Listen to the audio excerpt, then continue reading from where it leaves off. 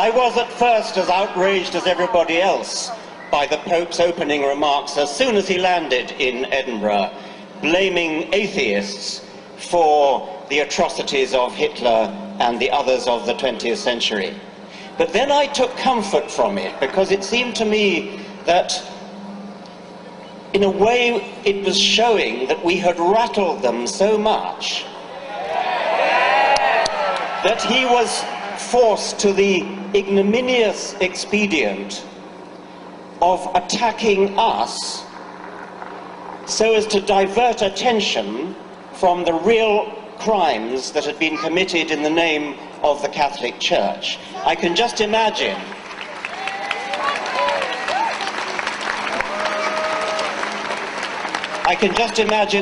the discussions in the corridors of Vatican power. How are we going to distract them from buggering boys?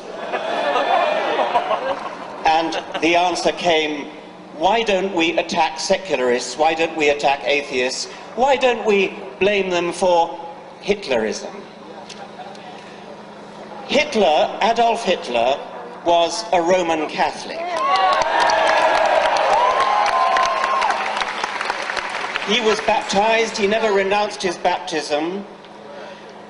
The figure of 5 million British Catholics is presumably obtained from baptismal figures. I don't believe a word of it. I don't believe there are 5 or 6 million British Catholics. There may be 5 or 6 million who have been baptized, but if the Church wants to claim them as Catholics, then they have to claim Hitler as a Catholic.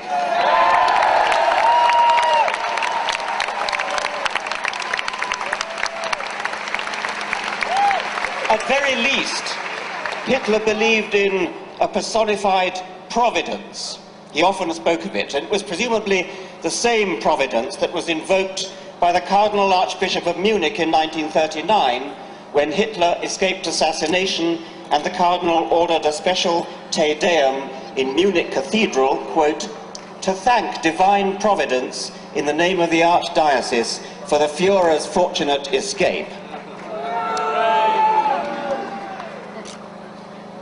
I'm going to read a speech made in Munich, the heart of Catholic Bavaria, in 1922, and I leave you to guess whose speech it is. My feeling as a Christian points me to my Lord and Saviour as a fighter. It points me to the man who once in loneliness, surrounded by a few followers, recognized these Jews for what they were and summoned men to fight against them, and who, God's truth, was greatest not as a sufferer, but as a fighter.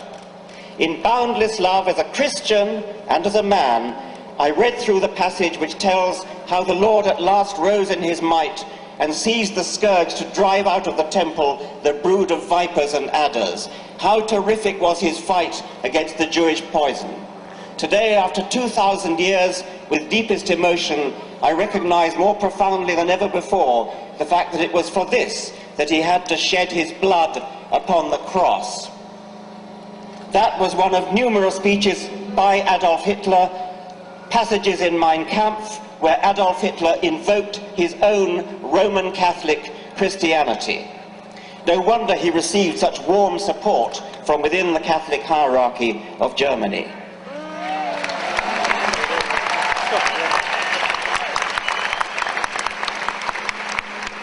Even if Hitler had been an atheist, as Stalin more surely was, how dare Ratzinger suggest that atheism has any connection whatsoever with their horrific deeds?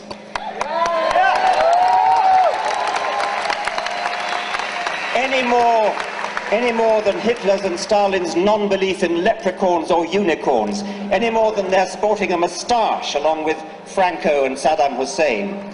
There is no logical pathway from atheism to wickedness, unless, that is, unless you are steeped in the vile obscenity at the heart of Catholic theology. I refer to the doctrine of original sin. These people believe, and they teach this to tiny children, at the same time as they teach them the terrifying falsehood of hell, that every baby is born in sin. That would be Adam's sin, by the way. Adam, who, as they themselves now admit, never actually existed. Original sin means that from the moment we are born, we are wicked, corrupt, damned, unless we believe in their God, or unless we fall for the carrot of heaven and the stick of hell. That, ladies and gentlemen, is the disgusting theory that leads them to presume that it was godlessness that made Hitler and Stalin the monsters that they were. We are all monsters unless redeemed by Jesus. What a revolting, depraved, inhuman theory to base your life on. That's the theory of Benedek.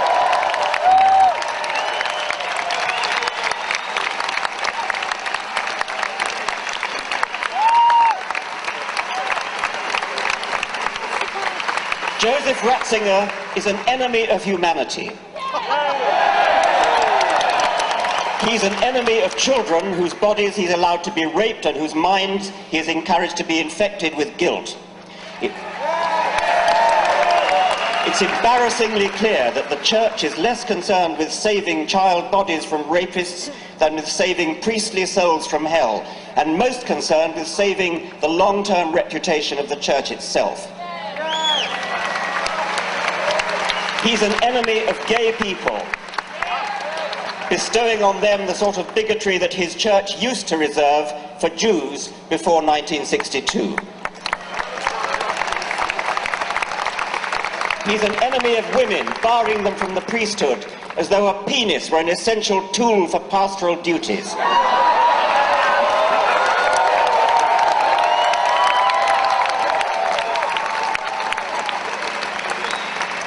He's an enemy of truth, promoting barefaced lies about condoms not protecting against AIDS, especially in Africa.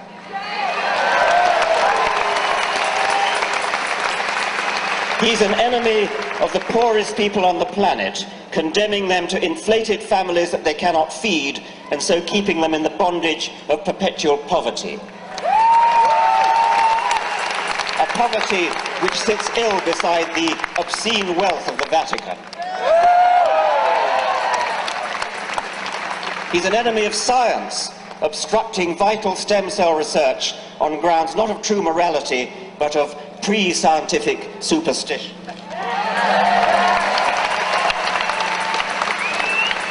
Ratzinger is even an enemy, he's even an enemy of the Queen's own Church, arrogantly dissing Anglican orders as, quote, absolutely null and utterly void, while at the same time shamelessly trying to poach Anglican vicars to shore up his own pitifully declining priesthood.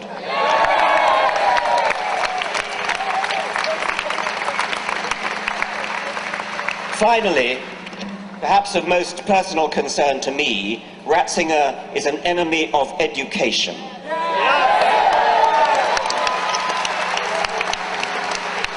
Quite apart from the lifelong psychological damage caused by the guilt and fear that have made Catholic education infamous throughout the world, he and his Church foster the educationally pernicious doctrine that evidence is a less reliable basis for belief than faith, tradition, revelation, and authority.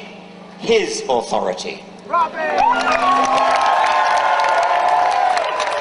Thank you very much, Richard Dawkins.